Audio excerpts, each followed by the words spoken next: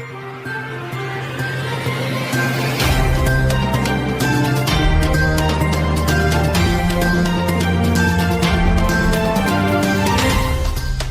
اللہ الرحمن الرحیم۔ Radio Tehran سے عالمی خبرنامے کے ساتھ ہاشم علی۔ پہلے خاص خبروں کی سرخیاں۔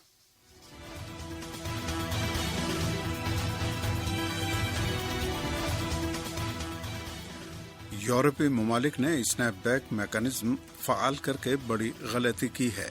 ہار جیت کے کھیل سے نکلنے کے لیے یورپی ٹرائیکا کو اپنا تخریبی کردار ترک کرنا ہوگا۔ ایران کے وزیر خارجہ سید عباس عراقچی۔ لبنان میں مزاحمت کا ہتھیار صرف حزب اللہ یا شیعوں کا ہتھیار نہیں ہے، بلکہ تمام لبنانیوں کا ہتھیار ہے، اور تمام تر دباؤ کے باوجود ہم اسے ترک نہیں کریں گے۔ مسلم علماء کی اسمبلی کا اعلان۔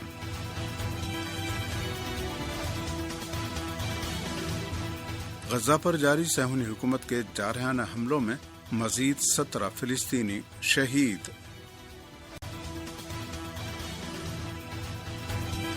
ہندوستان میں کانگریس پارٹی نے وزیر اعظم نریندر مودی کے مجوزہ دورہ منی پور کو منی پور کے لوگوں کی توہین قرار دیا ہے۔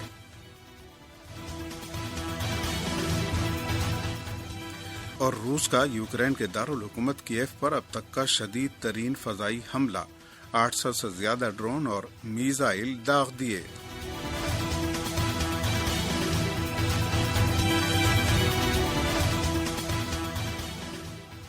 اب خبریں تفصیل سے۔ اسلامی جمہوریہ ایران کے وزیر خارجہ سید عباس عراقچی نے کہا ہے کہ یورپی ممالک نے اسنیپ بیک میکانزم فعال کر کے بڑی غلطی کی ہے، اور یہ کہ ہار جیت کے کھیل سے نکلنے کے لیے یورپی ٹرائیکا کو اپنا تخریبی کردار ترک کرنا ہوگا۔ ایرانی وزیر خارجہ سید عباس عراقچی نے اپنے ایک بیان میں کہا ہے کہ یورپی ممالک نے اسنیپ بیک میکانزم فعال کر کے ایک بڑی غلطی کی ہے، جس سے مذاکراتی عمل مزید دشوار ہو گیا ہے، تاہم گفتگو کا سلسلہ اب بھی جاری ہے۔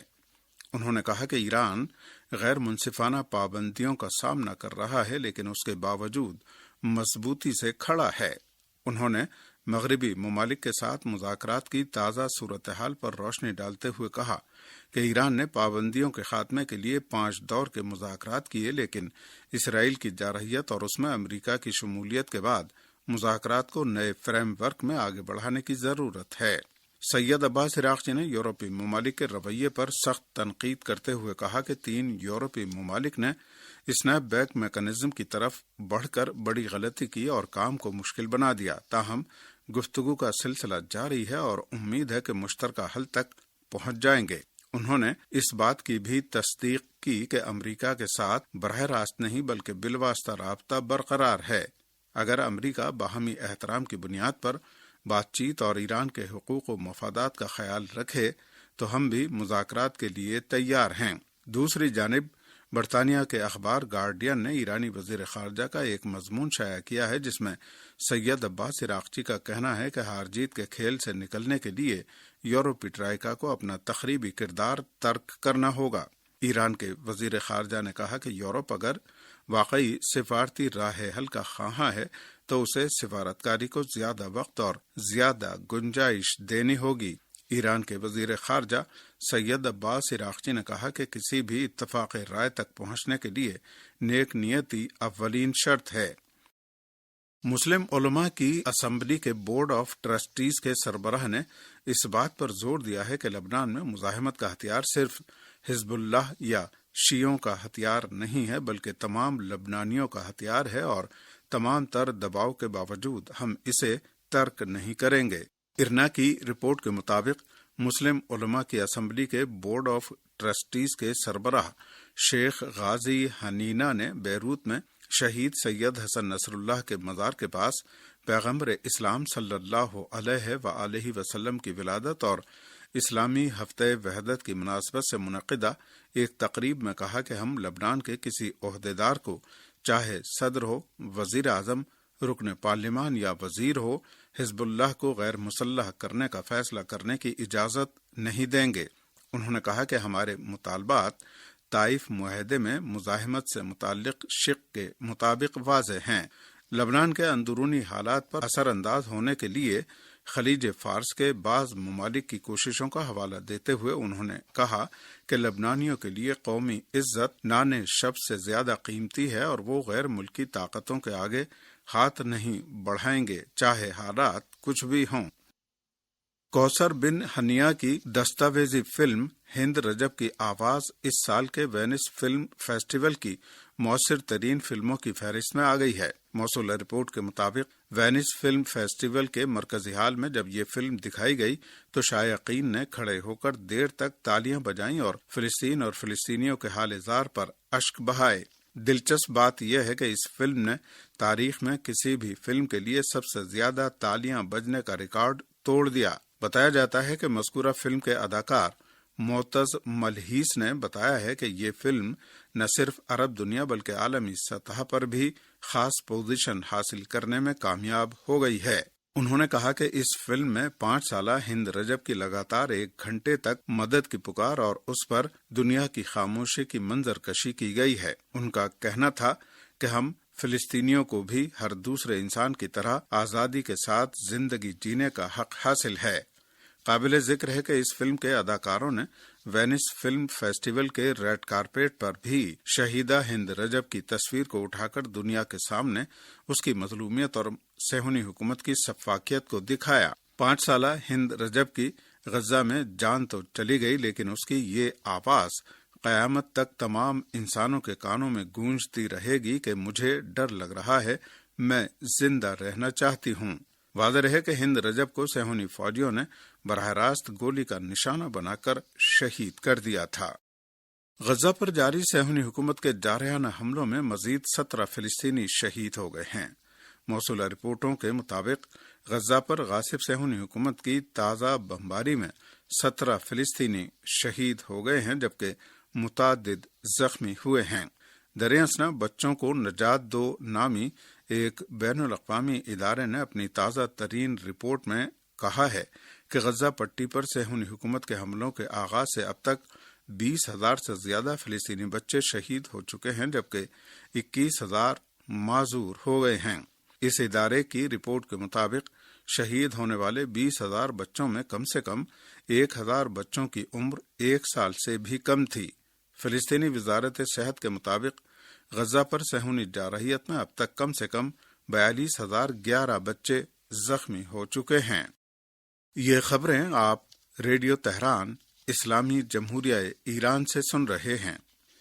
صہیونی میڈیا نے مقبوضہ فلسطین کے جنوبی علاقے النقب میں رامون فوجی اڈے پر یمنی فوج کے ڈرون حملے کی خبر دی ہے۔ صہیونی میڈیا کے مطابق یمن سے مقبوضہ علاقوں پر 4 ڈرون داغے گئے جن میں ایک نے رامون ایئرپورٹ کے ٹرمینل کو نشانہ بنایا۔ اسرائیلی چینل 14 نے اطلاع دی ہے کہ راڈار سسٹم نے یمن سے مقبوضہ علاقوں کی طرف داغے گئے 3 ڈرون طیاروں کو روک لیا ہے۔ اسرائیل کے فوجی ریڈیو نے بھی ابتدائی طور پر ایک فوجی ذریعے کے حوالے سے اعلان کیا ہے کہ ایک یمنی ڈرون نے رامون ہوائی اڈے کے مسافر ٹرمینل کو نشانہ بنایا ہے۔ اسی دوران اسرائیلی ریڈیو اور ٹی وی نے اطلاع دی ہے کہ آگ بجھانے والی ٹیمیں رامون ہوائی اڈے پر بڑے پیمانے پر آگ بجھانے کا کام کر رہی ہیں۔ اس حملے کے بعد اسرائیلی حکام نے فوری طور پر علاقے کی فضائی حدود بند کر دیں اور پروازیں معطل کر دیں۔ یدیوت آہرونوت اخبار نے اطلاع دی ہے کہ اس حملے کے بعد اسرائیلی آرمی چیف آف اسٹاف کے گھر کے ارد گرد کے علاقے کو بند فوجی زون قرار دے دیا گیا ہے۔ ہندوستان میں حزب اختلاف کی سب سے بڑی پارٹی کانگریس نے وزیر اعظم نریندر مودی کے مجوزہ دورہ منی پور کو منی پور کے لوگوں کی توہین قرار دیا ہے۔ ہندوستانی میڈیا رپورٹوں کے مطابق وزیر اعظم نریندر مودی 13 ستمبر کو منی پور کا دورہ کریں گے۔ اس پر سیاسی پارٹیوں کی جانب سے رد عمل سامنے آ رہا ہے۔ کانگریس نے کہا ہے کہ 29 ماہ کے بعد وزیر اعظم اپنے اس دورے میں وہاں صرف 3 گھنٹے گزارنے والے ہیں۔ یہ تو منی پور کے لوگوں کی توہین ہے۔ کانگریس لیڈر جے رام رمیش نے وزیر اعظم نریندر مودی کے منی پور کے مجوزہ دورے پر सवाल उठाए हैं और सोशल मीडिया प्लेटफॉर्म एक्स पर एक पोस्ट में लिखा है कि 13 सितंबर को वजीर आजम के मणिपुर के मुजव्वजा दौरे का उनके हामियों की जानिब से खैर मकदम किया जा रहा है, लेकिन वो रियासत मणिपुर में सिर्फ 3 घंटे ही गुजारेंगे। साथ ही उन्होंने लिखा कि जी हां, सिर्फ 3 घंटे। इतनी जल्दबाजी में किए जाने वाले इस दौरे से उन्हें क्या हासिल होने की उम्मीद है। कांग्रेस से पहले शिवसेना UBT के लीडर संजय राउत ने कहा था कि मणिपुर जा रहे हैं तो बड़ी बात क्या है, वजीर आजम हैं, 2-3 साल के बाद जा रहे हैं। जब मणिपुर जल रहा था, तशद्दुद भड़क रहा था, तब जाने की हिम्मत नहीं हुई।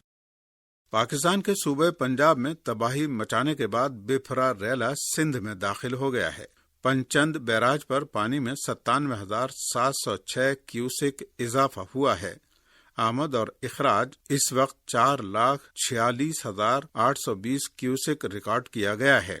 महकमे इत्तलात सिंध के मुताबिक तिरिमो बैराज पर पानी की आमद और इखराज 5,08,371 क्यूसेक रिकॉर्ड किया गया, जबकि गुड्डू बैराज पर पानी की आमद 3,66,151 क्यूसेक है। महकमे इत्तलात सिंध के मुताबिक तिरम्मो बैराज पर 12 घंटे के दौरान 1,12,576 क्यूसेक का शदीद इजाफा हुआ है। आमद और इखराज 4,88,169 क्यूसेक रिकॉर्ड किया गया है। पंजाब के सैलाब से मुतासर इलाकों में पाकिस्तानी फौज की रेस्क्यू और रिलीफ सरगर्मियां तेजी से जारी हैं। पाकिस्तानी फौज की जानिब से हेलीकॉप्टर के जरिए झंग के दूर दराज मुतासरा इलाकों में राशन पहुंचाया जा रहा है। दूसरी जानिब पाकिस्तान में हालिया बारिशों और सैलाब में फसलें तबाह होने से मुल्क में महंगाई का तूफान आ गया है। हालिया सैलाब में फसलों के नुकसान के बाइस कीमतों में नुमाया इजाफा देखने में आ रहा है। रूस ने यूक्रेन के दारुल हुकूमत कीव पर अब तक का शदीद तरीन फजाई हमला किया है। मीडिया जराये के मुताबिक रूस ने कीव पर 805 ड्रोन फायर किए, जबकि मुख्तलिफ किस्म के 13 मिसाइल फायर किए गए, जो गुज़श्ता 3 बरस के दौरान सबसे बड़ा फजाई हमला है। इस हमले में 2 अफराद हलाक हुए हैं, जबकि कीव में एक अहम सरकारी इमारत से धुएं के मरगुले फजा में बुलंद होते देखे गए। यूक्रेन की एयरफोर्स के तर्जुमान ने इस बात की तस्दीक की है कि ये रूस की जानिब से अब तक का सबसे बड़ा हमला था। यूक्रेन की एयरफोर्स ने अपने बयान में बताया कि उसने 747 ड्रोन और 4 मिसाइलों को मार गिराया है। और इसी के साथ रेडियो तेहरान से खबरें खत्म होती हैं। सुनो दोस्तों, न्यूज तो सब सुनते हैं, पर अपने दोस्त से सुना क्या? सदाकत अखबार में आपका स्वागत है। सदाकत अखबार में हम सिर्फ न्यूज वाले नहीं हैं, हम आपके दोस्त हैं। आपके इलाके की ताजा खबरें सीधा आपके पास, गली मोहल्ले की बातें हो या बड़ी खबरें, सब कुछ मिलेगा यहाँ। हमारा मानना है कि आपको सब पता होना चाहिए और आपस में जुड़े रहना चाहिए। तो न्यूज सुनने का मजा अब थोड़ा और पर्सनल बनाते हैं। सदाकत न्यूज नेटवर्क के YouTube चैनल पे आ जाओ, एकदम ताजा खबरें पाओ और ऐसे लोगों से जुड़ो जो वाकई में परवाह करते हैं। याद रखना, ये सिर्फ अखबार ही नहीं, आपका दोस्त भी है। पर हो, दोस्तों को शेयर करो और साथ मिलकर जानकारी में रहो। मिस मत करना, अभी सब्सक्राइब करो और नोटिफिकेशन ऑन कर दो ताकि कोई भी खबर छूटे। क्योंकि सदाकत अखबार में हम सिर्फ खबरें नहीं, हम आपकी कहानियां शेयर करते हैं। सदाकत अखबार लोगों को जोड़ते हुए, कहानियां बांटते हुए। चैनल पे मिलते हैं।